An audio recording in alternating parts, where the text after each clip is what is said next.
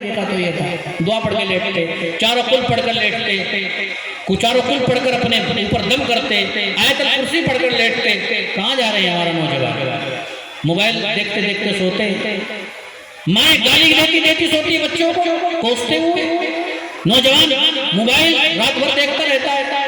تو علم ہمیں ہر کام کے لیے ضروری ہے، معاف رکھا جائے، ساری چیزیں اللہ نے نواز رکھی ہیں، دھن دولت ہے، لیکن اس کے استعمال کا طریقہ نہیں، اس کے لیے علم ضروری ہے۔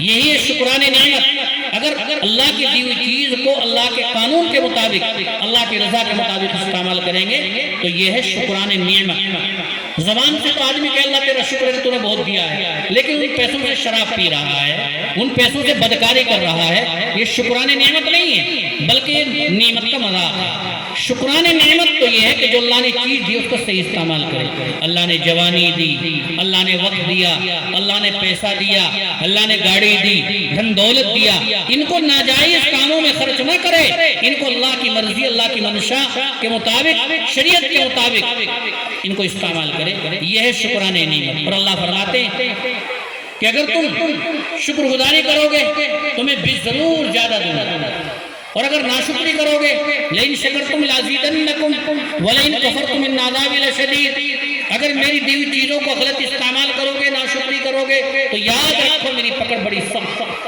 تو میرے بھائیو، اللہ نے جو چیزیں دے رکھی ہیں ہمیں صحیح استعمال بھی نہیں آتا ہے۔ ہمیں دسترخوان کیسے بچھانا ہے، ہمیں کھانا کیسے کھانا ہے، معلوم ہی نہیں۔ ان باتوں کے لیے علم ضروری ہے۔ آپ کہیں گے بھائی یہ کون سی بڑی بات ہے دسترخوان بچھانا، یہ کون سی بات ہے پلیٹیں رکھنا؟ ایک بہت بڑے محقق ہیں، یہاں پر مفتی صاحب تشریف فرمائے، بہت بڑے محقق ہیں، آداب المعلمین کے مؤلف بیان فرماتے ہیں کہ ان کے پاس ایک مرتبہ ان کا جو خادم خاص تھا وہ موجود نہیں تھا، وہ کھانا کھا رہے تھے، اتفاق سے کوئی نیا آدمی آ گیا، آ کر بیٹھ گیا۔ جب وہ کھانے سے فارغ ہو چکے، خادم موجود نہیں تھا، وہ خود دسترخوان اٹھانے لگے، اپنا وہ بزرگ دسترخوان اٹھانے لگے۔ تو یہ جو نئے آدمی آئے تھے، عقیدت مند تھے، یہ عقیدت میں یہ خود آگے بڑھے کہ جب حضرت دسترخوان میں اٹھا دوں، میں کر دوں گا کام آپ کا، تو آپ نے اس کو روک دیا، فرمایا بیٹھ جاؤ۔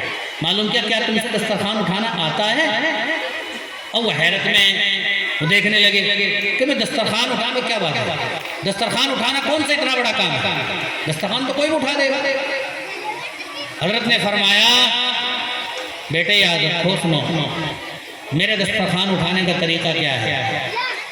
میرا جو خادم ہے جس کو میں نے سکھایا ہے، سب سے پہلے میں دسترخوان سے اگر گوشت کا سالن تھا تو ہڈیوں کو اٹھا کر ان کو الگ رکھتا ہے، اور ان ہڈیوں کے رکھنے کی ایک جگہ متعین ہے، میں روزانہ وہاں پر رکھتا ہوں۔ ہمارے محلے کی بلی آتی ہے، ان ہڈیوں کو چوس لیتی، ادھر ادھر غلط جگہ میں پھینکتا میرا خادم۔ جو کھانے کے ذرات، جو روٹی کے ٹکڑے، چاول کے چھوٹے چھوٹے ٹکڑے جو دسترخوان پر پڑے میں پہلے پھر ان کو چنتا ہوں، اور ان کو چننے کے بعد دیوار پر ایک جگہ متعین ہے، چیونٹی آتی ہے اس کو کھا لیتی ہے۔ ان سب کو اٹھانے کے بعد پھر میں دسترخوان کو اٹھا کر صاف کپڑے سے صاف کرتا ہوں اور صاف کر کے رکھتا ہوں۔ یہ میرے دسترخوان اٹھانے کا طریقہ ہے۔ کیا تم سے ایسے دسترخوان اٹھانا آتا ہے؟ وہ گرچہ حاضر داشت تھے، عقیدت مند تھے، لیکن حیرت میں پڑ گئے کہ آج تک میری اتنی عمر گزری مجھے تو دسترخوان اٹھانا نہیں آتا۔ تو میرے بھائیو، میں عرض کر رہا ہوں کہ ہر کام کے لیے علم ضروری ہے۔ علم کے بغیر ایک مزدور کے لیے بھی علم کا ہونا ضروری ہے۔ اور سرکار نے نعرہ لگایا ہے کہ ملک کا ہر بچہ کم سے کم 12ویں کلاس پڑھا ہونا چاہیے، نہیں تو اس کا شمار ان پڑھوں میں ہوگا اس کا شمار۔ تو میرے بھائیو، علم تو ہر کام کے لیے ضروری ہے، اور دین کے لیے مرنے کے بعد کیا ہونا ہے؟ ایمان والوں میں، بغیر ایمان والوں میں یعنی کافروں زندگی گزارتے صرف دنیا کے لیے، اور ہم زندگی گزارتے ہیں آخرت کے لیے۔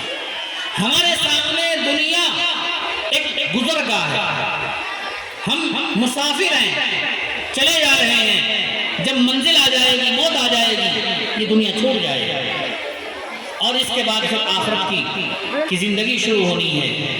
آپ یاد رکھو، دنیا اور آخرت کی مثال ایسی ہے، اس دنیا میں کہ مثال کے طور پر کسی سڑک پر کسی شاہراہ پر آگے چل کر دو راستے پھٹتے ہیں، دو راستے نکلتے ہیں ایک ہی راستے سے.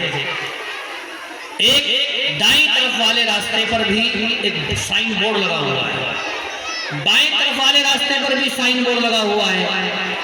اس راستے کی ہدایات اور اس راستے کے بارے میں لکھا ہے. جو بائیں طرف کا راستہ ہے اس پر لکھا ہے مثال کے طور پر کہ بھائی مسافروں، اس پر چلنے والوں ذرا اس کو پڑھو. نوٹ لکھا ہوا ہے. کیا لکھا ہے؟ لکھا ہے کہ یہ راستہ، یہ سڑک بڑی کشادہ ہے، چوڑی ہے، اور اس کی سڑک ہے. اس کے دونوں طرف شجرے سایہ دار ہیں، گھنے درخت کھڑے ہیں سائے کے نظر، اور 20-30 کلومیٹر کے فاصلے پر ہوٹل ہیں، قہوہ خانے ہیں، ریسٹورنٹ ہیں، مشروبات کی دکانیں ہیں، اور مکینک کی دکانیں اگر گاڑی خراب ہو جائے اس پر چلنے میں کوئی تکلیف نہیں ہے. بڑی آرام دہ اور بڑی آرام دہ سڑک ہے یہ، اس پر کوئی تکلیف نہیں ہے. لیکن اس راستے کی جو انتہا ہے، اس آرام دہ سڑک کی جو انتہا ہے، جہاں پر جا کر ختم ہوتی ہے وہ ایک وسیع صحرا ہے، ایک ایسا جنگل ہے کہ جہاں آبادی دور دور تک نہیں ہے. جھاڑیاں کھڑی ہیں، جھنڈ کھڑے ہیں، اور اس میں موذی جانور رہتے ہیں، ڈکارتے شیر اور دہاڑتے بھیڑیے، بچھو ہیں. اس صحرا میں جا کر واپس آنا مشکل ہے، بچنا مشکل ہے. اس دائیں طرف والے راستے پر لکھا ہے، اس بورڈ پر لکھا ہے کہ لوگوں، اس راستے کو اختیار کرنے والے مسافروں یاد رکھو، یہ سڑک جا بجا ٹوٹی ہوئی ہے،